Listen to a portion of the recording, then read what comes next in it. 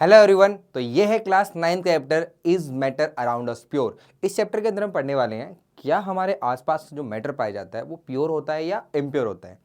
Mainly इस chapter को हमने 3 पार्ट में डिवाइड किया है। सबसे पहला पार्ट है हमारा प्योर एंड इम्प्योर सबस्टेंस, जिसके में हम पढ़ेंगे इंट्रोडक्शन बाय प्योर सबस्टेंस क्या होता है, इम्प्योर सबस्टेंस क्या होता है, वो हम फर्स्ट पार्ट के अंदर पढ़ेंगे। सेकंड पार्ट के अंदर हम पढ़ेंगे होमोजीनियस एंड हेटेरोजीनियस मिक्सचर, क्या होता है होमोजीनियस और क्या होता है हेटेरोजीनियस मिक्सचर, वो हम सेकंड पार्ट के अंदर पढ़ेंगे। थर्ड पार्ट के अंदर पढ़ेंगे concentration, representation and saturated solution. Concentration representation कैसे करी जाती है, कंसंट्रेशन को कैसे लिखा जाता है, और सैचुरेटेड सॉल्यूशन का क्या मतलब होता है, सैचुरेटेड सॉल्यूशन का मीन क्या होता है, वो हम इस पार्ट के अंदर पढ़ेंगे। ठीक है भाई। तो हमारे अब पहला पार्ट जो हमारे पास वही प्योर और इम्प्योर सबस्टेंस, वो समझने के लिए पहले आपको समझो क्या हमारे आसपास जो मिट्टी पाई जाती है, हम जो मिट्टी का इस्तेमाल करते हैं वो प्योर होती है। क्या गोल्ड जो खरीद के लेके आते हैं, सोना जो हम खरीद के लेके आते हैं वो प्योर होता है। क्या जो हम पानी पीते हैं वो प्योर होता है। क्या जो हम मिल्क पीते हैं वो प्योर होता है। क्या हम जो वुड इस्तेमाल करते हैं वो आपका प्योर होता है। क्या आयरन प्योर होता है। क्या स्टील प्योर होता है। क्या जो हम घी खाते हैं वो प्योर होता है। तो कहते हैं भाई प्योर घी है, प्योर घी का मतलब क्या है, कुछ मिलावट नहीं है उसके अंदर, प्योर घी है। लेकिन साइंस की भाषा में प्योर का मतलब कुछ और ही है। देखो साइंस की भाषा में प्योर का मतलब है कि अगर वो सारे के सारे पार्टिकल, उसके अंदर जो पार्टिकल्स पाए जा रहे हैं, अगर उसको माइक्रोस्कोपिक लेवल पे तुम देख रहे हो, उसके एटम्स देख रहे हो, उसके मॉलिक्यूल्स देख रहे हो, तो उसके पार्टिकल्स अगर सारे एक जैसे हैं, सारे एक जैसे पार्टिकल है, तो वो आपका प्योर सबस्टेंस है। अदरवाइज वो इम्प्योर सबस्टेंस है। इसके अंदर अगर आप देख लो, गोल्ड जो है आपका प्योर है, आयरन जो है प्योर है, अदरवाइज सारे के सारे इम्प्योर ही हैं। कैसे, मैं आपको आगे समझाऊंगा कि क्यों इम्प्योर है। तो सबसे पहले आप समझो कि भाई मैटर जो होता है हमारा 2 पार्ट में डिवाइडेड है, एक प्योर सबस्टेंस और एक इम्प्योर सबस्टेंस। प्योर सबस्टेंस जिसके सारे पार्टिकल एक जैसे हैं, और प्योर सबस्टेंस सिर्फ 2 ही टाइप के होते हैं, या तो वो एलिमेंट होगा या कंपाउंड होगा आपका। ठीक है, एलिमेंट फिर 3 टाइप के हमारे पास, मेटल, नॉन मेटल और मेटलॉइड्स। ठीक है, फिर इम्प्योर सबस्टेंस 2 टाइप के हैं, होमोजेनियस और हेटेरोजेनियस, और यही हम कंप्लीट कर लेंगे इस चैप्टर के अंदर। ये चार्ट हम पूरा पढ़ लेंगे, हमारा चैप्टर कंप्लीट हो जाएगा। तो सबसे पहले इस पार्ट के अंदर हमें पढ़ना है भाई प्योर और इम्प्योर में क्या डिफरेंस होता है, और ये मेटल, नॉन मेटल और मेटलॉइड्स क्या होते हैं, ये पढ़ के फिर हम आगे बढ़ जाएंगे। और होमोजेनियस और हेटेरोजेनियस हम अगले पार्ट के अंदर पढ़ेंगे। ठीक है ना भाई। तो सबसे पहले ये जान जाओ कि मैटर जो होता है हमारे पास 2 ही पार्ट में होते हैं। मैटर 2 तरह के होते हैं, या तो वो प्योर सबस्टेंस होंगे या वो इम्प्योर या फिर मिक्सचर कहते हैं। इम्प्योर को ही मिक्सचर बोलते हैं ना। तो प्योर सबस्टेंस वो होते हैं जिनके सारे पार्टिकल एक जैसे हैं। अगर सारे एटम, उसके अंदर जो पार्टिकल तुम देख रहे हो, वो सारे एटम एक जैसे, सारे मॉलिक्यूल एक जैसे हैं। अगर सारे पार्टिकल एक जैसे, 2 या 2 से ज़्यादा पार्टिकल मिक्स नहीं है, एक ही टाइप का पार्टिकल है, तो वो प्योर है। लेकिन तुम्हें लग रहा है कि उसमें 2 तरह के पार्टिकल मिक्स है, भाई एक ए पार्टिकल एक बी पार्टिकल दोनों मिक्स होकर बना हुआ है, इसका मतलब क्या है, वो आपका इम्प्योर सबस्टेंस, मिक्स होकर बना हुआ है, इम्प्योर सबस्टेंस है वो। ठीक है ना। तो प्योर सबस्टेंस 2 टाइप के होते हैं, एलिमेंट्स और कंपाउंड। अगर एटम एक जैसे हैं तो एलिमेंट कहलाता है, और अगर मॉलिक्यूल एक जैसे हैं तो कंपाउंड कहलाता है। ठीक है भाई। अब एलिमेंट 3 तरह के होते हैं, मेटल, नॉन मेटल और मेटलॉइड्स। ठीक है ना। तो ये हम आगे बढ़ेंगे करके। सबसे पहले हम डेफिनेशन पढ़ते हैं भाई, ये प्योर सबस्टेंस और इम्प्योर सबस्टेंस का मतलब होता है। तो मैंने आपको अभी बताया कि अगर कोई सबस्टेंस ऐसा है जो सेम टाइप ऑफ पार्टिकल से मिलकर बना हुआ है, सारे particle, the substance made up of single type of particle. Particle क्या होता है, या तो एटम होगा या मॉलिक्यूल होगा या आयंस होंगे, या फिर क्या होंगे, आयंस। तो अगर same type of atom, molecule और आयन से मिलकर बना होता है तो इसी को हम क्या बोलते हैं, प्योर सबस्टेंस। क्या बोलते हैं, प्योर सबस्टेंस। और अगर उसके अंदर 2 या 2 से ज्यादा तरह के पार्टिकल मिक्स है, 2 या 2 से ज्यादा टाइप के पार्टिकल आपस में मिक्स है, तो वो कहलाता है हमारा मिक्सचर। मिक्सचर या इम्प्योर सबस्टेंस कहलाता है हमारा। ठीक है ना। और इसी को मिक्सचर या फिर इम्प्योर सबस्टेंस बोलते हैं। अगर तुम यहाँ पे ध्यान से देखो, ध्यान से देखना, पहले आप समझा दूं मैं आपको कि पार्टिकल एक जैसे होंगे तो कैसे दिखाई देगा। देखो आपको ये दिख रहा है, ये सिंगल एक ही टाइप पार्टिकल, ये एटम है। क्या ये आपका एटम, ये एटम है आपका। ठीक है, ये एटम है आपका। यहां तुम्हें दिख रहा है कि 2 एटम केमिकली ज्वाइन हो गए। अगर 2 एटम ज्वाइन हो गए ना तो बन जाता है मॉलिक्यूल, और उसकी यूनिक प्रॉपर्टी होती है, उसकी अलग प्रॉपर्टी है, उसकी यूनिक प्रॉपर्टी है। इसलिए हम कहते हैं कि भाई ये जो एटम है, ये जो मॉलिक्यूल आपको दिखाई दे रहा है, इनकी प्रॉपर्टी यूनिक है, इनकी प्रॉपर्टी किसी और से मैच नहीं करती, तो ये प्योर सबस्टेंस है, अपने आप में प्योर है। कोई 2 तरह के एटम या 2 तरह की चीजें मिक्स नहीं है, वो अपने आप में यूनिक है, इसलिए वो प्योर सबस्टेंस की तरह बिहेव करती है। तो फिर समझा रहा हूं मैं आपको, अगर एटम सिंगल, सारे के सारे एटम एक जैसे, भाई ये आयरन का एटम है मान लो, और सारे आयरन ही आयरन, सारे आयरन ही आयरन है, और कुछ दिखाई नहीं दे रहा आपको, सारे आयरन ही दिखाई दे रहे हैं, इसका मतलब वो प्योर सबस्टेंस है, वो एलिमेंट है। सारे एटम एक जैसे हैं तो वो एलिमेंट है, प्योर सबस्टेंस है। अगर आपको लग रहा है कि भाई एक मॉलिक्यूल है, ऐसा है कि जैसे वाटर, वाटर कैसे होता है भाई, ऑक्सीजन और हाइड्रोजन को मिला के वाटर बनता है। ऑक्सीजन और हाइड्रोजन को मिला के क्या बनता है हमारे पास, वाटर बनता है। मान लो ये ऑक्सीजन है और ये हाइड्रोजन है, इनको मिला के एक वाटर बन गया, तो ये पूरा अपने आप में एक पार्टिकल है। और सारे पार्टिकल वाटर के ऐसे ही हैं, सारे पार्टिकल बिल्कुल सेम टू सेम ऐसे पार्टिकल, सारे चारों तरफ इसी तरह के पार्टिकल फैले हुए हैं। ये रहा वाटर का पार्टिकल, मान लो सारे तरफ सारे पार्टिकल बिल्कुल ऐसे ही हैं, इसका मतलब उनके उनके भी पार्टिकल बिल्कुल यूनिक है, वो भी आपका प्योर सबस्टेंस की कैटेगरी में आएगा। थोड़ा सा ना ये कंफ्यूजन रह जाती है हमेशा कि मिक्सचर और कंपाउंड में क्या डिफरेंस है। भाई मिक्सचर को तो हम, मिक्सचर जो है हमारा, उसको तो हम इम्प्योर सबस्टेंस बोलते हैं, तो कंपाउंड भी तो 2 या 2 से ज्यादा एटम से मिलकर बना हुआ है। कंपाउंड भी तो दो या दो से ज्यादा एटम से मिक्स होकर बना हुआ है, तो उसको प्योर सबस्टांस में कैसे डाल दिया? तो देखो उसके अंदर ऐसा है कि वो ऐसा सबस्टांस है जिसके पार्टिकल यूनिक है, अलग पार्टिकल है। वाटर के पार्टिकल वाटर जैसे ही हैं और किसी से मैच ही नहीं करते, दो अलग पार्टिकल से मिक्स होके नहीं बना, वो केमिकली रिएक्ट होके बना हुआ है। तो अगर केमिकली रिएक्ट होके बन रहा है, अलग तरह का बिहेवियर शो कर रहा है, तो वो आपका कंपाउंड है। लेकिन अगर बस मिक्स हो गए, तुमने मिक्स कर दिया, बस मिक्स हो गए बैठ गए एक जगह पे, आपस में केमिकली रिएक्ट नहीं करा, बस मिक्स हो गए फिजिकली बैठ गए, तो वो आपका क्या बनाता है? मिक्सचर। क्या बनाता है वो आपका? मिक्सचर। तो ये बात समझो, आपको जब भी कोई सबस्टांस प्योर होता है, इसका मतलब उसके पार्टिकल यूनिक है, अपने आप में उसके जैसे पार्टिकल कोई है ही नहीं, वो अपने आप में यूनिक पार्टिकल कंटेन करता है और किसी तरह के दो अलग अलग पार्टिकल मिक्स नहीं है उसके अंदर, तो वो हमारा प्योर सबस्टांस है। अदरवाइज तुम्हें लग रहा है कि इसमें दो अलग टाइप के पार्टिकल मिक्स है, तुम्हें दिख रहा है, देखो ये एक अलग टाइप का पार्टिकल है और ये एक अलग टाइप का पार्टिकल है, तो ये टाइप 1 मान लो, है ना, ये टाइप 1 है और ये टाइप 2 है हमारा। तो इसमें दो टाइप के पार्टिकल मिक्स हो गए ना भाई, ये एक अलग यूनिक पार्टिकल है और ये एक अलग यूनिक पार्टिकल है, दो पार्टिकल मिक्स हो गए, इसका मतलब क्या बन गया? वो आपका इम्प्योर सबस्टांस या मिक्सचर कह सकते हो आप उसको। तो अगर आपको लग रहा है कि सारे एटम एक जैसे हैं, तो वो एलिमेंट है, वो भी प्योर सबस्टांस है। अगर आपको लग रहा है सारे मॉलिक्यूल एक जैसे हैं, सारे मॉलिक्यूल एक जैसे हैं, तो भी वो आपका प्योर सबस्टेंस, सारे पार्टिकल बिल्कुल एक जैसे हैं, वो कंपाउंड है। वो क्या है? कंपाउंड। लेकिन आपको लग रहा है दो या दो से ज़्यादा तरह के मॉलिक्यूल या एटम्स आपस में मिक्स हो रहे हैं, फिजिकली मिक्स हो रहे हैं, बस मिक्स होकर बैठ जा रहे हैं, कुछ नया नहीं बना रहे, उसी को हम क्या बोल देते हैं? Impure substance. क्या बोल देते हैं? Impure substance. तो आप कह सकते हो कंपाउंड और मिक्सचर में मेनली ये डिफरेंस है, अगर दो चीज़ें मिलकर फिजिकली एक दूसरे के साथ जुड़ती है और फिजिकली बैठ जाती है, तो वो आपका मिक्सचर फॉर्म करती है। लेकिन अगर दो या दो से ज़्यादा एटम आपस में मिक्स करता है और केमिकली रिएक्ट करता है, तो क्या बनाता है? वो मॉलिक्यूल, और मॉलिक्यूल से क्या बनता है? कंपाउंड। क्या बनता है? कंपाउंड्स। तो ये तुम्हें ध्यान रखना है भाई, मेन डिफरेंस तुम्हें ध्यान रखना है कि भाई प्योर सबस्टांस और इम्प्योर सबस्टांस और मेनली जो आपका कंपाउंड है, इसमें क्या डिफरेंस है, तो तुम पहले समझ लो, इस द्वारा स्टार्ट से बता रहा हूँ मैं। तो प्योर सबस्टांस वो सबस्टांस जो एक ही टाइप के पार्टिकल से मिलकर बना है, सारे पार्टिकल एक जैसे हैं। पार्टिकल होते हैं मेनली एटम और मॉलिक्यूल्स, आयंस होते हैं, आयन से सॉल्ट बनता है। क्या बनता है? सॉल्ट। मेनली तुम ये ध्यान रखो, एटम और मॉलिक्यूल अगर सेम है तो वो प्योर सबस्टांस है। क्लियर हो गया? उसके बाद फिर तुम्हें ध्यान रखना है कि जो आपका मिक्सचर है, उसमें दो या दो से ज्यादा तरह के पार्टिकल फिजिकली मिक्स होकर बैठे रहते हैं बस एक जगह पे, तो वो आपका मिक्सचर फॉर्म करते हैं। क्लियर है? अब जो मैंने आपको बताया था कि प्योर सबस्टांस जो होते हैं, हमारा डेफिनेशन चाहो तो तुम यहाँ से लिख सकते हो, और ये डायग्राम तुम्हें दिखा रहा है कि भाई एटम कैसे होते हैं। एटम से एलिमेंट बनता है, एटम से क्या बनता है? एलिमेंट, है ना। ये भी एलिमेंट के ही मॉलिक्यूल है, ये भी एलिमेंट ही होगा। हाइड्रोजन जैसे हमारा हाइड्रोजन H2 के फॉर्म मिलता है, तो ये भी एलिमेंट ही होगा। लेकिन ये तुम्हें दिख रहा है कि दो अलग अलग एलिमेंट है, ये अलग एलिमेंट है, ये अलग एलिमेंट है, और दोनों केमिकली जुड़ के बने हैं, आपस में केमिकली रिएक्ट होकर बने हैं, तो ये आपका क्या है? कंपाउंड फॉर्म करेगा। क्या फॉर्म करेगा? ये आपका कंपाउंड। और ये क्या? ये भी आपका कंपाउंड है, जो सारे पार्टिकल कंपाउंड फॉर्म कर रहा है। और ये देखो दो अलग अलग तरह के पार्टिकल, ये एक अलग टाइप का पार्टिकल, ये एक अलग टाइप का पार्टिकल, दो पार्टिकल मिक्स होकर बन रहे हैं, तो ये क्या फॉर्म करेगा? आपका कंपाउंड, और सॉरी मिक्सचर। क्या फॉर्म करेगा? ये आपका मिक्सचर, ये आपका मिक्सचर फॉर्म करेगा। खत्म कहानी। तो आपको बस ये ध्यान रखना है कि भाई अगर सारे पार्टिकल, सारे एटम एक जैसे हैं, सारे मॉलिक्यूल एक जैसे हैं, तो वो आपका प्योर सबस्टांस है। एटम एक जैसे होंगे तो एलिमेंट बन जाएगा, और अगर एटम अलग अलग टाइप के जुड़ के अगर सिंगल टाइप का मॉलिक्यूल बना रहा है और सारे मॉलिक्यूल एक जैसे हैं, तो वो कंपाउंड बनाएगा, वो भी प्योर सबस्टांस होगा। लेकिन दो या दो से ज़्यादा अलग अलग टाइप के मॉलिक्यूल्स आपस में एक जगह रह रहे हैं, दो या दो से ज़्यादा तरह के पार्टिकल एक जगह रह रहे हैं आपस में, वैसे क्या बोल देंगे हम? आपका मिक्सचर या इम्प्योर सबस्टांस। आपको और डायग्राम समझाऊंगा आगे। तो ये क्लियर हो गया होगा तुम्हारा, डेफिनेशन इसका अच्छे से लिख लो।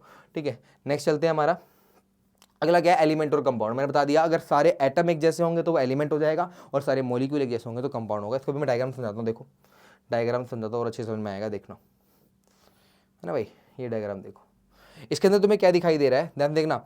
यहाँ पे तुम्हें क्या दिखाई देखिए, नाइट्रोजन है, तो दोनों पार्टिकल नाइट्रोजन है, कोई अलग तो एटम नहीं है ना, दो एटम है, दोनों एटम एक जैसे हैं, तो इसे बोलते हैं मॉलिक्यूल ऑफ एलिमेंट। तो ये एलिमेंट ही, क्योंकि एटम एक जैसे हैं, तो सारे एटम एक जैसे हो, सारे एटम जो कार्बन, सारे कार्बन ही कार्बन है, सारे आयरन है, सारे आयरन ही आयरन, सारे एटम अगर एक जैसे हो तो उसे हम एलिमेंट बोलते हैं। और 118 तरह के एलिमेंट पृथ्वी पे अभी मौजूद हैं, और ठीक है, ऑर्गेनाइजेशन तक एक एटॉमिक नंबर हाइड्रोजन से लेकर 118 एटॉमिक नंबर ऑर्गेनाइजेशन करके है कुछ, तो 118 एटॉमिक नंबर तक हमारे पास अभी एलिमेंट है। तो हमारे पृथ्वी पे 118 एलिमेंट मौजूद है। लेकिन अगर दो अलग अलग एलिमेंट, हाइड्रोजन और ऑक्सीजन, ये आपस में केमिकली रिएक्ट कराएगा, तो क्या बनाएगा? हमारा वाटर का मॉलिक्यूल, यानी वाटर बनाएगा। अब यही वाटर मॉलिक्यूल क्या होता है? आपका कंपाउंड। क्या होता है भाई?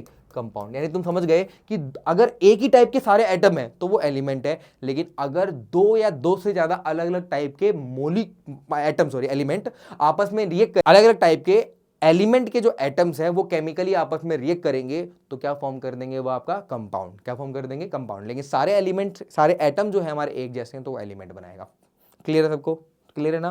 तो एक बार और सुन लो, मैंने क्या बोला कि अगर एक ही टाइप के एटम जुड़ रहे हैं, सारे एटम बिल्कुल एक जैसे हैं, तो वो एलिमेंट बना देगा, सिंपल सी बात है। लेकिन दो या दो से ज्यादा तरह के एलिमेंट के एटम्स आपस में जुड़े और क्या बना दे, मॉलिक्यूल, तो इनसे क्या बनता है, हमारा कंपाउंड। क्या बनता है, कंपाउंड। लेकिन वो केमिकली जुड़ते हैं, ध्यान रखना। मेन डिफरेंस कंपाउंड में और मिक्सचर में यही है कि कंपाउंड में केमिकली जुड़ते हैं और जो हमारा मिक्सचर होता है उसमें फिजिकली बस जुड़ के बैठ जाते हैं, दोनों की प्रॉपर्टी शो होती है।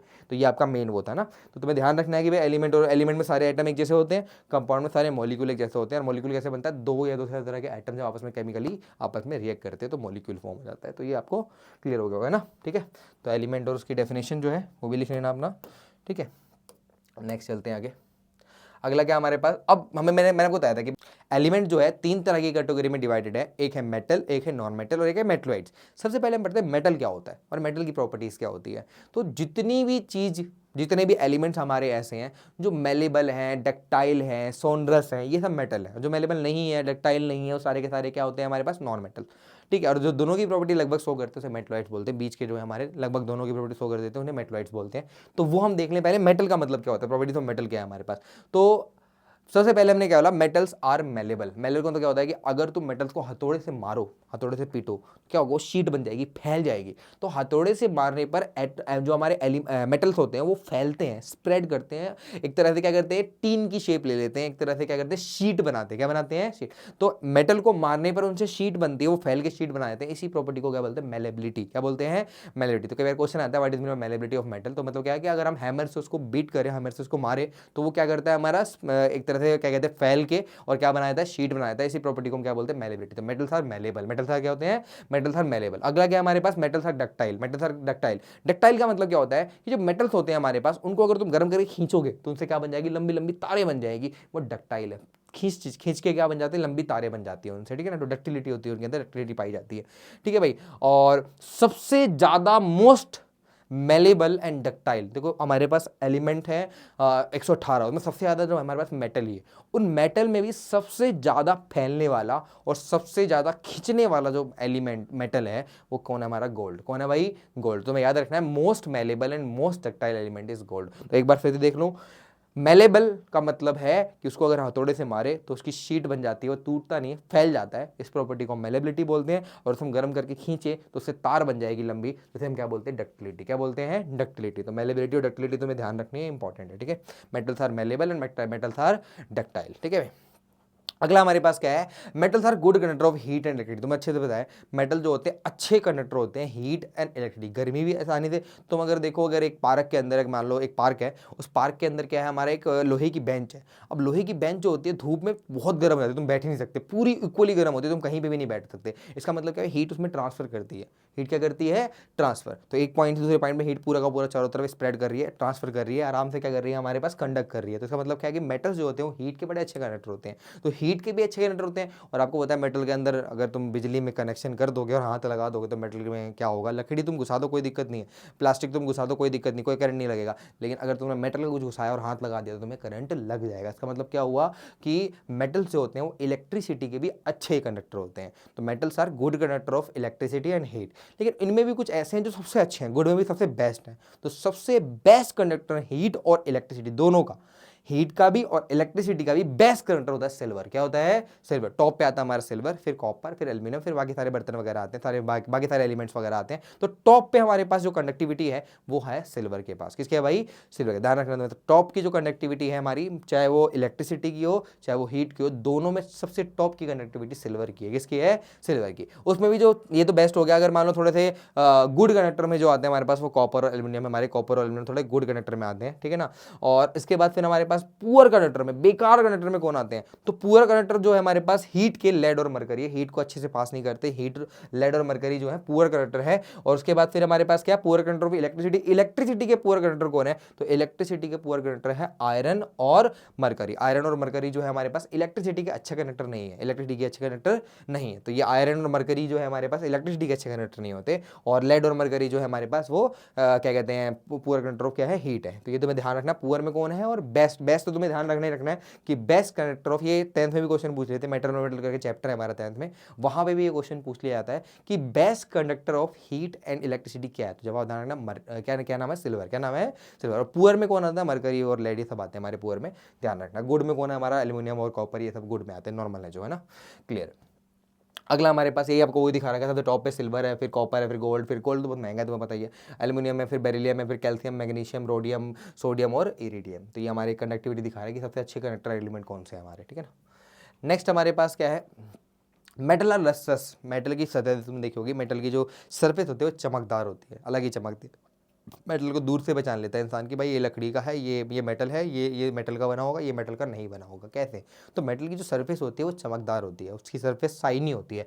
तो मेटल जो होता है वो लस्ट्रस सरफेस का होता है, उसको हम क्या कर सकते हैं, पॉलिश भी कर सकते हैं। वही हमारा इसी मेटल की सरफेस जो होती है वो हमारी लस्ट्रस होती है। फिर मेटल जो होते हैं यूजली स्ट्रॉन्ग होते हैं, भाई सारे मेटल क्या होते हैं, स्ट्रॉन्ग होते हैं, हार्ड पाए जाते हैं नेचर में, लेकिन सारे नहीं, कुछ ऐसे मेटल भी हैं जो चाकू से भी कट जाते हैं, जैसे सोडियम और पोटेशियम। तो तुम्हें ये ध्यान रखना है कि सोडियम और पोटेशियम जो ऐसे मेटल्स हैं ये इतने हार्ड नहीं होते, इसको ईजिली चाकू से भी काटा जा सकता है। जैसे पनीर को और बटर को काटते हो ना तुम चाकू से, बिल्कुल वैसे ही ये कट जाते हैं। तो तुम्हें ध्यान रखना है कि मोस्ट जो मेटल्स होते हैं वो हार्ड होते हैं, स्ट्रॉन्ग होते हैं, ठीक है ना, और क्या कहते हैं, स्ट्रेंथ जो होती है इनकी अच्छी खासी होती है। लेकिन कुछ ऐसे मेटल्स भी है जो हार्ड नहीं होते, इतने सॉफ्ट होते हैं कि इनको चाकू से भी आसानी से काटा जा सकता है। एक्सेप्शन है, तो एक्सेप्शन जरूर ध्यान रखना, इन क्वेश्चन आते हैं। तो right the name of metal which can be cut with a knife, एक मेटल का नाम बताओ जिसको आसानी से चाकू से भी काटा जा सकता है। तो आंसर क्या बताओगे आपको, आप उसको सोडियम एंड पोटेशियम, ये ऐसे मेटल हैं, जो ऐसे एलिमेंट है जिनको आराम से चाकू से भी काटा जा सकता है, क्लियर है। नेक्स्ट हमारे पास क्या, एक्सेप्ट, छोड़ के बता देना, एक्सेप्ट सोडियम पोटेशियम वही लिखा हुआ है इसके अंदर, क्योंकि चाकू से भी काटे जा सकते हैं हमारे पास, ठीक है। फिर मेटल्स जो होते हैं हमारे पास वो generally high melting and boiling point होते हैं, जल्दी वो पिघलते नहीं। आयरन का 1500 कुछ डिग्री सेल्सियस से होता है। तो कहने का मतलब क्या, ऐसे ही उसके 3-3, 4-4 हज़ार डिग्री सेल्सियस होते हैं कई होगे तो कहने का मतलब क्या कि मेटल जो होते हैं जल्दी ना तो पिघलते हैं ना गैस में चेंज होते ही नहीं है। तो मेटल ना तो जल्दी मेल्ट होते हैं ना जल्दी गैस में चेंज होते हैं। तो कहने का मतलब ये कि मेटल का मेल्टिंग एंड बॉइलिंग पॉइंट बहुत हाई होता है। तो इसमें भी कुछ ऐसे जिनका लो है, जैसे गैलियम है, गैलियम को तुम हाथ में रख लो तो गैलियम जो है हमारा हाथ पे ही पिघलना स्टार्ट कर देगा। तो गैलियम का मेल्टिंग पॉइंट क्या होता है, हमारा बहुत कम होता है। और ऐसे मरकरी जो है उनकी बॉइलिंग पॉइंट कम है, मेल्टिंग पॉइंट तो कम है, क्योंकि आपको पता है वो रूम टेम्परेचर पर लिक्विड स्टेट में मिलता है। मरकरी जो है रूम टेम्परेचर पर लिक्विड होता है, तुम्हें पता है मरकरी जो होता है वो क्या होता है, हमारे मरकरी का है हमारा वो, तो मरकरी रूम टेम्परेचर पर लिक्विड होता है। क्योंकि रूम टेम्परेचर पर अगर लिक्विड, इसका मतलब क्या है, इसका मेल्टिंग पॉइंट कम है। और गैलियम तो हाथ पे पिघलने लग जाता है, तो इसका मेल्टिंग पॉइंट भी कम होता है। तो इसका मेल्टिंग पॉइंट क्या होता है हमारा, कम। तो मरकरी हो गया हमारा, सोडियम हो गया, गैलियम हो गया, ठीक है, ये सब के मेल्टिंग और बॉइलिंग पॉइंट थोड़े से कम पाए जाते हैं। अगला हमारे पास क्या, metal have high density, metal की डेंसिटी हाई हो जाएगा। मेटल को तुम उठाओगे, मान लो एक आपके पास प्लास्टिक का एक ब्लॉक है, मतलब इस तरह का मान लो एक ब्लॉक है तुम्हारे हाथ में, प्लास्टिक का ये है मान लो, एक तरह से एक ऐसे करके एक ब्लॉक है प्लास्टिक का है, और इतना ही बड़ा ब्लॉक मेटल का है, आयरन का है। तो पता है मेटल का ब्लॉक भारी होगा, लेकिन जो प्लास्टिक का वो क्या होगा, हल्का होगा, डेंस कम है, क्योंकि डेंसिटी कम होती है प्लास्टिक की। तो सिंपल सी बात है कि डेंसिटी कम होने की वजह से वो हल्के होते हैं, और जो आपका आयरन है वो क्या होता है, हैवी होता है। मेटल की डेंसिटी हाई होती है इसलिए आपका हैवी होता है। तो ये मेन डिफरेंस है। और यही प्रॉपर्टी अगर उनकी बात करें तो मेटल्स, अगर ये सारी की सारी प्रॉपर्टी जो थी वो मेटल की थी हमारे पास। अगर हम नॉन मेट की, ये लास्ट वही प्रॉपर्टी लिखी हुई है हमारे पास, ठीक है ना। तो metals are sonorous in nature, metal sonorous होते हैं। सोंडस मतलब क्या, उसमें एक बेल वाली आवाज होती है, अगर तुम मेटल को मारोगे तो एक साउंड होगी, रिंगिंग साउंड आएगी। तो रिंगिंग साउंड जो आती है हमारी वो मेटल से आती है। तो metal produce ringing sound, this is known as sonorous property. ये सोंडस है हमारी, सोंडस मतलब मेटल आर सोंडस। लेकिन नॉन मेटल क्या होता है, नॉन सोंडस, तो बिल्कुल अपोजिट प्रॉपर्टी है इससे, लगभग लगभग। जैसे मेटल्स आर मेलेबल तो non metals are non malleable, metals are ductile तो non metals are non ductile. फिर मेटल्स हैव हाई मेल्टिंग और boiling point, non metals doesn't have low high melting और boiling point. Metals are hard, non metals are generally not hard. तो metals are क्या कहते हैं, metals are malleable and ductile तो वही है। तो नॉन मेटल क्या है, नॉन मेटल ब्रिटाइल है, वो टूट जाते हैं, टुकड़ों में ब्रेक कर जाते हैं। तो यही डिफरेंस भी है मेनली। अगर तुमने प्रॉपर्टी सारी समझ ली, अच्छे से लिख ली, और उसके बाद तुम्हारे दिमाग में रह गई, तो तुम डिफरेंस लिखने में कोई दिक्कत होने वाली नहीं है। लेकिन क्वेश्चन इसके एक्सेप्शन से भी आते हैं, तुम ध्यान रखना। क्वेश्चन आएंगे कि right the name of metal which have low melting and boiling point, तुम्हें लिखना है भाई मरकरी है, गैलियम, इनके लो मेल्टिंग बॉइलिंग पॉइंट है। Right the name of metal which store in क्या कहते हैं, केरोसिन ऑयल, तो केरोसिन ऑयल में कौन सा मेटल स्टोर करते हैं हम, तो सोडियम पोटेशियम होगा, क्योंकि रिएक्टिविटी ज़्यादा होती है। फिर को right the name of metal which can cut with a knife, जिसको चाकू से काटा जा सकता है, तो कौन है हमारे पास, सोडियम एंड पोटेशियम को चाकू से काटा जाता है। मेटल विच हैव क्या कहते हैं हाई इलेक्ट्रिकल एंड मतलब best electrical and heat conductivity, best में कौन आता है, तो हमारा बेस्ट में कौन है, सिल्वर है। तो ये चीज़ें तुम्हें ध्यान रखनी है, इंपॉर्टेंट थोड़ा सा, ठीक है ना। चलो तो ये हमारे मेटल के थे, हम नॉन मेटल के पढ़ लेते हैं बड़े जल्दी। तो नॉन मेटल जो होते हैं हमारे पास जनरली ना तो मेलेबल होते हैं ना ही डक्टाइल होते हैं, ये ब्रिटाइल होते हैं। इलेक्ट्रिसिटी के भी अच्छे कंडक्टर नहीं होते ना, इंसुलेटर होते हैं ज़्यादातर। तो ठीक है, मैक्सिमम तो ज़्यादातर जो होते हैं हमारे इंसुलेटर होते हैं, लेकिन एक उसमें कंडक्टर भी है, वही एक्सेप्शन है, वो तुम्हें ध्यान रखना है। ठीक है ना, प्रॉपर्टीज पढ़ते हैं जल्दी जल्दी पढ़ के। तो ये एग्जाम्पल ही रखे ऊपर, carbon, sulphur, hydrogen, oxygen, nitrogen, ये सब हमारे पास क्या है, नॉन मेटल के एग्जाम्पल्स है ना। अच्छा, फिर प्रॉपर्टी तो नॉन मेटल क्या है, तो नॉन मेटल था, नॉन मेलेबल, मेलेबल नहीं है, उनको दो हथौड़े से मारोगे वो ब्रिटाइल है, टूट जाएंगे, टुकड़ों में टूट जाएंगे हमारे। ठीक है ना। फिर नॉन मेटल था, नॉन डक्टाइल, वो खींचते नहीं है भाई, तार नहीं बनते उनके, टूट जाते हैं वो। ठीक है ना, टूट ब्रेक कर जाते हैं उसके, ये इस तरीके से देना, तो अगर हथौड़े से मारोगे तो टुकड़ों में टूट जाएंगे, ब्रेक कर जाएंगे। तो एक तरीके से क्या है हमारा, ये नॉन मेलेबल है ना। क्लियर। अगला हमारे पास क्या है, metals have, non metals are bad conductor of heat and electricity. Non metal जो होते हैं वो बैड कंडक्टर होते हैं हीट एंड इलेक्ट्रिसिटी के, अच्छे कंडक्टर नहीं होते वो हीट एंड इलेक्ट्रिसिटी के उनमें। लेकिन एक ऐसा है जिसकी कंडक्टिविटी अच्छी होती है, वो कौन है हमारा, ग्रेफाइट। तो याद रखना है, कार्बन से बना एक ग्रेफाइट होता है हमारा, कार्बन का एक एलोट्रोप है ग्रेफाइट। तो ग्रेफाइट जो है हमारा, एलोट्रोप का मतलब उसका रूप है, समझ लो। कार्बन के बहुत सारे रूप पाए जाते हैं नेचर के अंदर, कार्बन से ही बना होता है सिर्फ और सिर्फ, बस उसके रूप बहुत सारे हैं। तो कार्बन से ही बना हमारा डायमंड भी होता है, कार्बन से बना हमारा कोयला होता है, कार्बन से ही बनाया हमारा क्या कहते हैं ग्रेफाइट भी होता है, कार्बन से ही बना हमारा बकमिस्टर फ्लोर, आगे जगह पढ़ोगे आप। तो ये सब चीज़ें भी कार्बन से बनी होती है। तो ऐसे ही कार्बन का एक रूप हमारा ग्रेफाइट है ना। तो ग्रेफाइट के पास फ्री इलेक्ट्रॉन्स होते हैं, इसीलिए वो इलेक्ट्रिसिटी का बड़ा अच्छा कंडक्टर होता है। तो हमारी पेंसिल के अंदर जो डली आती है, हाँ पेंसिल के अंदर जो ब्लैक कलर की होती है ना हमारी, वो सारी की सारी ग्रेफाइट ही होती है। अगर तुमने पेंसिल को दोनों तरफ छील लिया और अपना प्लग में डाल दिया पेंसिल को, तो तुम्हें करंट लग जाएगा। इसका मतलब क्या है कि graphite is a good conductor of heat and electricity. तो क्वेश्चन आता है कि right the name of non metal which is good conductor of electricity. तो आप क्या लोगे, नॉन मेटल, याद रखना, right the name of non metal which is a good conductor of electricity. क्या बोलोगे आप उसमें, क्या बोलोगे भाई, ग्रेफाइट। क्या बोलोगे, ग्रेफाइट। तो मेटल्स तो जनरली इंसुलेटर होते हैं, कंडक्ट नहीं करते, सल्फर हो गया या बाकी जितने भी कोयला वोला हो गया, सब नहीं करते बिल्कुल। लेकिन कार्बन का ही एलोट्रोप हमारा है जो हीट इलेक्ट्रिसिटी का अच्छा कंडक्टर होता है। तो कौन होता है हमारा, ग्रेफाइट। और हीट का अच्छा कंडक्टर कौन होता है, डायमंड, क्योंकि सारे एटम सारे कार्बन एटम एक दूसरे से जुड़े हुए रहते हैं, इसलिए हीट की कंडक्टिविटी बहुत अच्छी होती है। तो डायमंड जो है हीट का अच्छा कंडक्टर है, और ग्रेफाइट जो है वो आपका इलेक्ट्रिसिटी का बड़ा अच्छा कंडक्टर होता है, ध्यान रखना है। ठीक है। अगला हमारे पास नॉन मेटल जो होते हैं वो लस्ट्रस नहीं होते, चमकते नहीं, उनकी सतह चमकती नहीं है। लेकिन ग्रेफाइट और आयोडीन को छोड़ के देख रहा है, ऐसा लग रहा है ना लोहे का टुकड़ा पड़ा हुआ है, तो ये आपका आयोडीन है, ये ग्रेफाइट है। तो आयोडीन और ग्रेफाइट की सरफेस जो होती है वो लस्ट्रस होती है। क्या होती है, लस्ट्रस। ये तुम्हें ध्यान रखना है कि आयोडीन और ग्रेफाइट दोनों ही लस्ट्रस सरफेस का होता है, उन दोनों की सरफेस लस्ट्रस होती है। एक्सेप्ट ये दोनों ऐसे हैं, बाकी सबके सब लस्ट्रस नहीं होती, बिल्कुल भी चमकती नहीं है। नॉन मेटल जो है हमारा बिल्कुल चमकता नहीं है, तो नॉन लस्ट्रस होते हैं, तुम्हें ध्यान रखना है इस चीज़ का। क्लियर है भाई। और डायमंड जो है हमारे पास वो हार्ड इन नेचर है। तो डायमंड जो है हमारा सबसे हार्डेस्ट सबस्टेंस, तुम्हें पता है। जो जनरली जो होते हैं हमारे पास नॉन मेटल, तो वो हार्ड नहीं होते, लेकिन डायमंड सबसे हार्डेस्ट होता है। तो ये हमारा हीट का अच्छा कंडक्टर है। ये ग्रेफाइट दिखाया था ना पेंसिल वाला, तो बताया मैंने आपको। तो पेंसिल के अंदर ग्रेफाइट होता है, वो इलेक्ट्रिसिटी का अच्छा कंडक्टर होता है। ठीक है। नेक्स्ट हमारे पास क्या है, नॉन मेटल था जनरली सॉफ्ट। नॉन मेटल जो होते हैं वो क्या होते हैं हमारे पास, सॉफ्ट होते हैं, सॉफ्ट पाए जाते हैं नॉन मेटल। अब नॉन मेटल जो सॉफ्ट है वो सॉफ्ट का रीजन क्या है हमारे पास, तो भाई नॉन मेटल जो होते हैं हमारे पास वो मेटल जैसी मेटलिक बॉन्डिंग नहीं फॉर्म कर सकते, वो बस जुड़े रहते हैं एक दूसरे, या तो कोवलेंट बॉन्ड्स जुड़े होते हैं या फिर जनरली ऐसे होते हैं। तो इसी वजह से क्या होता है, इनका विक वंडर फोर्स जुड़े होते हैं। इसी वजह से क्या होता है कि इनका जो फोर्स ऑफ अट्रैक्शन है वो कम होने की वजह से ये इतने हार्ड नहीं होते। लेकिन उसी में हमारा एक है डायमंड, जो कार्बन का एलोट्रोप है और बहुत ज़्यादा हार्ड है, हार्डेस्ट सबस्टेंस है, बाकी सब मेटल सबसे हार्ड है ये। तो हार्ड का रीजन क्या है, इसके बॉन्ड स्ट्रॉन्ग है, चारों तरफ से बॉन्ड बने रहते हैं और ये स्ट्रॉन्ग रहता है। तो मैं ध्यान रखना है कि नॉन मेटल जो होते हैं जनरली जो होते हैं, नॉन मेटल जो है वो हार्ड नहीं होते, लेकिन उसमें एक ऐसा है जो सबसे हार्डेस्ट है, वो कौन है हमारा, डायमंड। कौन है, डायमंड। ध्यान रखना है, ठीक है भाई। अगला क्या हमारे पास, नॉन मेटल था non strong. Non metal strong नहीं होते बिल्कुल भी, हार्ड इतने स्ट्रॉन्ग नहीं होते, लेकिन उनमें भी आपको पता है कि मैंने बता दिया कि डायमंड हमारा कितना स्ट्रॉन्ग है, तुम्हें बता दिया मैंने आपको। टेंसाइल स्ट्रेंथ नहीं होती, तुम खींच नहीं सकते इसको ना, टेंसाइल स्ट्रेंथ बिल्कुल नहीं होती इनके पास। ठीक है। तो नॉन मेटल भाई, नॉन मेटल जो है नेचर के अंदर सॉलिड, लिक्विड और गैस तीनों स्टेट में पाए जाते हैं। सॉलिड में तो है भाई, कार्बन है हमारे पास। अगर मैं एग्जांपल बताऊं सॉलिड में कौन कौन से नॉन मेटल पाए जाते हैं, तो कार्बन है, सल्फर है। लिक्विड में एक होता है ब्रोमीन है ना, ब्रोमीन जो है लिक्विड स्टेट में पाया जाता है। क्लोरीन हो गया, इसमें आयोडीन हो गया, फ्लोरीन हो गया, है ना, हीलियम हो गया, ये सब जो होते हैं नॉन मेटल्स हमारे गैसेस स्टेट में। तो गैसेस वाले तो बहुत सारे हैं, लेकिन लिक्विड का एक ही है, ब्रोमीन। तो क्वेश्चन ये भी है कि एक ऐसे मेटल का नाम बताओ जो लिक्विड स्टेट में, मेटल तो क्या बोलोगे, मरकरी। क्या बोलोगे, एक ऐसे मेटल का नाम बताओ जो लिक्विड स्टेट में, तो क्या बोलोगे, मरकरी। और कोई एक ऐसे नॉन मेटल का नाम बताओ जो लिक्विड स्टेट में है, तो आप क्या बोलोगे, ब्रोमीन। क्या बोलोगे, ब्रोमीन, Br2, ब्रोमीन बोलते हैं। तो ध्यान रखना है भैया इसका कि कौन सा लिक्विड स्टेट में पाया जाता है। ठीक है ना, क्लियर हो गया होगा। चलते हैं नेक्स्ट पे। अगली प्रॉपर्टी क्या है हमारे पास, non metals have comparatively low melting boiling point, इनकी मेल्टिंग बॉइलिंग पॉइंट कम होती है, लेकिन कुछ को छोड़कर, एक्सेप्शन है भैया, हर जगह एक्सेप्शन है। तो यहाँ पे सल्फर का कम है, देखिए सल्फर का मेल्टिंग पॉइंट जो 119 डिग्री सेल्सियस है, लेकिन ग्रेफाइट को पिघलाने के लिए तुम्हें 3700 डिग्री सेल्सियस देना पड़ेगा। इसका मतलब क्या है कि ग्रेफाइट का मेल्टिंग बॉइलिंग पॉइंट बहुत ज़्यादा हाई है।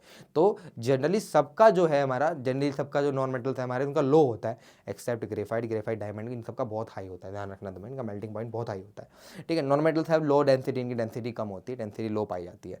नॉन मेटल्स आर नॉट सोनस, सोनस नहीं होते, वो मेटल वाला रिंगिंग साउंड प्रोड्यूस नहीं करते। मेटल को मारोगे तो रिंगिंग साउंड होती है, लेकिन नॉन मेटल में रिंगिंग साउंड नहीं होती, तो ये नॉन सोनस होते हैं ना। तो ये हो गया हमारे पास नॉन मेटल की प्रॉपर्टीज। अब मेटलॉइड्स क्या होते हैं, मैंने बताया there few elements which show some properties of non metal and some property of metal. कुछ ऐसे एलिमेंट होते हैं जो कुछ प्रॉपर्टी मेटल की शो करते हैं, कुछ प्रॉपर्टी नॉन मेटल की शो करते हैं, उसको हम मेटलॉइड बोल देते हैं। ध्यान सुनना, कुछ ऐसे एलिमेंट होते हैं जो कुछ प्रॉपर्टी मेटल की शो करते हैं और कुछ प्रॉपर्टी नॉन मेटल की शो करते हैं, उसी को हम क्या बोल देते हैं, मेटलॉइड्स। इसमें एग्जांपल है हमारे पास, एग्जांपल दिखा रखा बोरॉन, सिलिकॉन, जर्मेनियम, ये सब हमारे कुछ प्रॉपर्टी है ना, कुछ एलिमेंट्स हैं, तुम्हें ध्यान रखना है। तो 5-6 हैं, 6 या 7 ऐसे कुछ हैं, तो आपको 3 दिया है, 3 ध्यान रख लेना, बोरोन, सिलिकॉन, जर्मेनियम, ये तो 2 ही याद रख लो, बोरोन और सिलिकॉन तो भी बहुत है, कोई दिक्कत नहीं है ना। तो 2 एलिमेंट है, ऐसे एलिमेंट जो दोनों की प्रॉपर्टीज, कुछ मेटल की प्रॉपर्टीज शो करते हैं, कुछ नॉन मेटल की प्रॉपर्टीज शो करते हैं, 2 बार लिखा हुआ है, एक बार लेना, ठीक है ना। तो the element which show some property of metal and some property of non metal is known as metalloid, उसी को मेटलॉइड बोल देते हैं ना। तो इतना ही डेफिनेशन ध्यान रखो, इससे ज़्यादा कुछ पढ़ने की जरूरत नहीं है। मेटलॉइड में सिर्फ इतना ही आएगा, what is mean by metalloid, give example. तो मेटलॉइड का मतलब क्या बताया तुमने, कुछ प्रॉपर्टी मेटल की शो करेगा, ऐसा एलिमेंट जो कुछ प्रॉपर्टी मेटल की शो करेगा, कुछ प्रॉपर्टी नॉन मेटल की शो करते हैं, उसी को मेटलॉइड बोलते हैं। और इसका बेस्ट एग्जांपल है बोरोन, सिलिकॉन और जर्मेनियम, ये आपके एग्जांपल्स है ना लिखे हुए, ये हमारे एग्जाम्पल है, boron, silicon, germanium, arsenic, antimony, tellurium, ये सब हमारे मेटलॉइड्स हैं। अब मेटल और नॉन मेटल में क्या डिफरेंस होता है, अरे भाई अभी बताया, मेटल जो होते हैं हमारे पास वो हार्ड होते हैं, सोनरस होते हैं, मेलेबल होते हैं, डक्टाइल होते हैं। नॉन मेटल साथ ना तो मेलेबल है, ना वो डक्टाइल है, ना ही वो हार्ड है, ना उनकी डेंसिटी हाई होती है, वो इलेक्ट्रिसिटी के बैड कंडक्टर होते हैं, ये वही डिफरेंस जो तुमने प्रॉपर्टी में पढ़ी वही उठा के यहाँ पे लिख देनी है, एक्सेप्शन से कोई लेना देना नहीं है, एक्सेप्शन में ध्यान देने की जरूरत नहीं है, तुम सीधा डिफरेंस लिखो, metals are malleable ductile, non metals are non malleable ductile, metals are hard, non metals are not hard, metal जो होते हैं उनकी मेल्टिंग बॉइलिंग पॉइंट हाई होती है, non metals are low melting boiling, metals are sonorous, non metals are not sonorous. तो 5-6 difference तुम ऐसे भी याद कर लोगे यार, बड़ी इजीली याद हो जाएगा, तो कोई रट्टा मारने की जरूरत नहीं, प्रॉपर्टी बस दिमाग में याद रखो, अपने आप तुम बना बना के लिख सकते हो, कोई दिक्कत नहीं है, ठीक है ना। तो ये आपका डिफरेंस है मेटल एंड नॉन मेटल का। कभी लिखोगे तुम चेक करना चाहते हो कि भाई सही है कि नहीं है, कुछ पॉइंट याद नहीं आ रहा, तो उसको देख के लिख सकते हो, कोई दिक्कत नहीं। बाकी कोशिश करो कि खुद की लैंग्वेज में लिखो, खुद समझो चीज़ों को और खुद की लैंग्वेज में लिखो, रटा रटा लिखने की कोई जरूरत नहीं है। अब हमने कुछ ना शुरू में एलिमेंट देखे थे, अगर हम उनमें से बोले कि भाई कौन सा एटम ऐसा है, कौन सा सबस्टेंस ऐसा जो प्योर है, कौन सा इम्प्योर है, उसमें से एक बार देख लें फटाफट जल्दी करके। तो उसमें कुछ एग्जाम्पल थे हमारे पास, तो जल्दी देख लें। प्योर, हाँ ये वाला मैंने देखा था कि इनमें से कौन प्योर है कौन इम्प्योर है। तो सॉइल जो है हमारा इम्प्योर है, क्योंकि सॉइल में बहुत सारी चीज़ें मिक्स होती है, सॉइल के अंदर बहुत सारी चीज़ें मिक्स है, मिट्टी है उसके अंदर बहुत सारी मतलब बहुत सारी प्रॉपर्टी, बहुत सारे न्यूट्रिएंट्स वगैरह मिले उसके अंदर, बहुत सारे मिनरल्स वगैरह मिले हुए हैं। इसका मतलब क्या है कि ये मिक्सचर है, क्या ये आपका मिक्सचर, तो तुम्हें ध्यान रखना है कि ये आपका मिक्सचर है, इम्प्योर सबस्टेंस है, मिक्सचर है ना।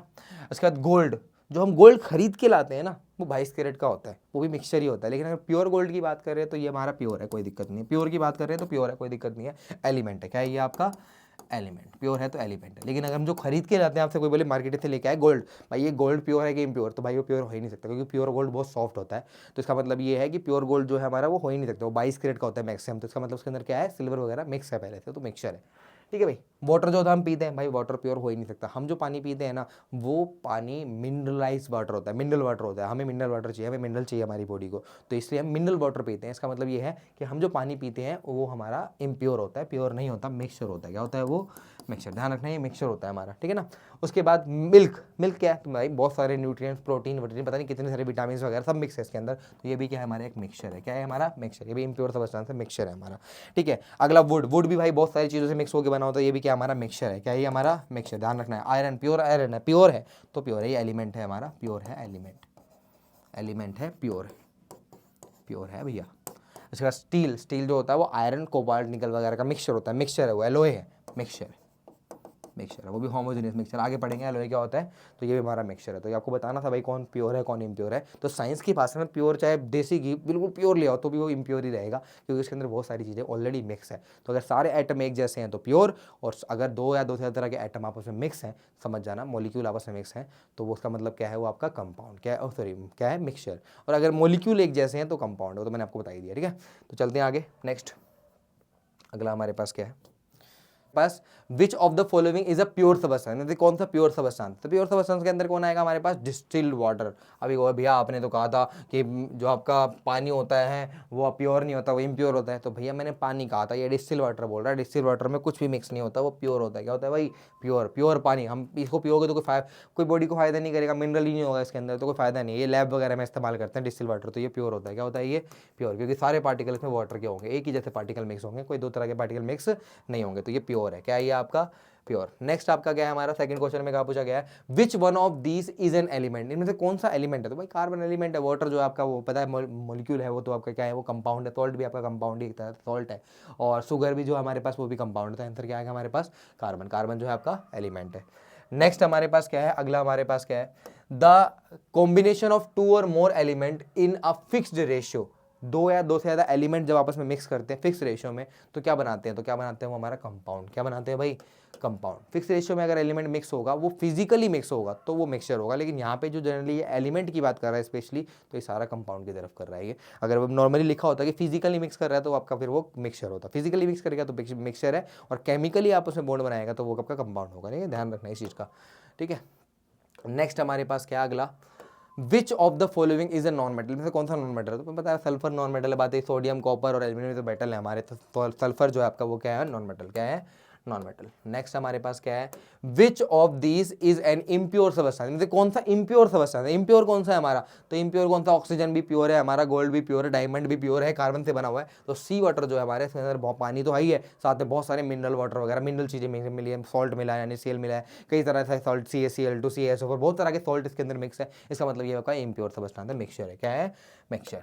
नेक्स्ट हमारे पास क्या अगला question, define pure and impure substance. तो मतलब प्योर सबस्टेंस सेम टाइप के पार्टिकल अगर से एक ही टाइप के पार्टिकल से मिलकर बना है तो प्योर सबस्टेंस, और दो या दो से ज़्यादा तरह के पार्टिकल फिजिकली मिक्स होकर बना है तो क्या बन जाएगा आपका वो मिक्सचर या इम्प्योर सबस्टेंस। तो एग्जांपल भी तुम लिख सकते हो बड़े आराम से, डेफिनेशन तुम्हें पता ही है। अगला हमारे पास distinguish between element and compound. Element और कंपाउंड में क्या फर्क होता है, एलिमेंट जो होता है सारे एटम एक जैसे होते हैं, मॉलिक्यूल के अंदर एटम अलग अलग तरह के एटम आपस में कॉम्बाइंड होकर बने होते हैं।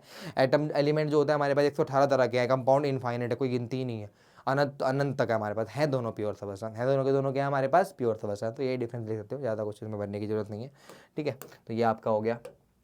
अगला हमारे पास क्या है, how are metal different from non metals in terms of physical properties. Metal और मेटल का डिफरेंस पूछ रहा है यार। मेटल क्या है हमारे पास, मेटल हार्ड होते हैं, मेटल सोनरस होते हैं, मेटल डक्टाइल होते हैं। नॉन मेटल हार्ड नहीं होते, ना तो सोनरस होते हैं ना डक्टाइल होते हैं। वही सारा का सारा लिख देना जो आपको डिफरेंस मैंने बताया था, वही सारा लिख देना। बड़ा ईजी सा है हमारा टॉपिक। ठीक है, तो is air a pure substance, air क्या प्योर सबस्टेंस नहीं भाई, मिक्सचर है वो। तो पता है इसमें नाइट्रोजन गैस भी है, ऑक्सीजन गैस भी है, डस्ट भी मिली हुई है, बहुत सारी चीज़ें मिक्स है उसके अंदर। इसका मतलब वो भी आपका इम्प्योर सबस्टेंस है ना, क्योंकि मिक्सिंग है उसके अंदर बहुत सारी चीज़ों की। तो लिख सकते हो ये air is the mixture of more than, air is the mixture of two और मोर गैसेज हैं, बहुत सारे टाइप के गैसेज मिक्स है उसके अंदर। ठीक है, बहुत सारे उसके गैसेज मिक्स हैं, डस्ट मिक्स है, बहुत सारी चीज़ें मिक्स है उसके अंदर। इसका मतलब वो आपका इम्प्योर सबस्टेंस है, लिख सकते हो उसका आंसर तुम। ठीक है, नेक्स्ट हमारे पास क्या है, explain why alloys like brass and bronze are consider mixture and not compound. Brass और ब्रॉन्ज को मिक्सचर क्यों बोलते हैं, क्योंकि वो मिक्सचर ही है भाई, वो कॉपर का मिक्सचर है। तो कॉपर में टिन मिक्स कर दिया, कॉपर में अलग अलग एलिमेंट जिंक मिक्स कर दिया, तो इन सारे एलिमेंट को मिक्स करके ही क्या बनता है हमारा टिन और ब्रास। दोनों ही अलॉय है। क्या है, दोनों के दोनों अलॉय है, कॉपर के अलॉय है मेनली, कॉपर से और बाकी एलिमेंट से मिलकर बने हुए। इसका मतलब क्या है, ये आपका मिक्सचर है। तो आपको क्या बोलना है कि ब्रास और ब्रॉन्ज दोनों के दोनों जो है हमारे पास वो कॉपर के अलॉय है, कॉपर से ही कॉपर और जिंक और टिन जैसे एलिमेंट को मिक्स करके बनाए गए हैं, इसलिए वो क्या है हमारे मिक्सचर है। क्या है वो हमारे मिक्सचर। तो ध्यान रखना तुम्हें, मिक्सचर की तरह ही बिहेव करते हैं, मिक्सचर ही होते हैं। ठीक है, तो ये था इसका फर्स्ट पार्ट जिसके अंदर पढ़ा प्योर और इम्प्योर सबस्टेंस। नेक्स्ट पार्ट के अंदर हम पढ़ेंगे होमोजेनियस और हेटेरोजेनियस। तो मिलते हैं नेक्स्ट पार्ट में नेक्स्ट वीडियो के साथ। Thank you.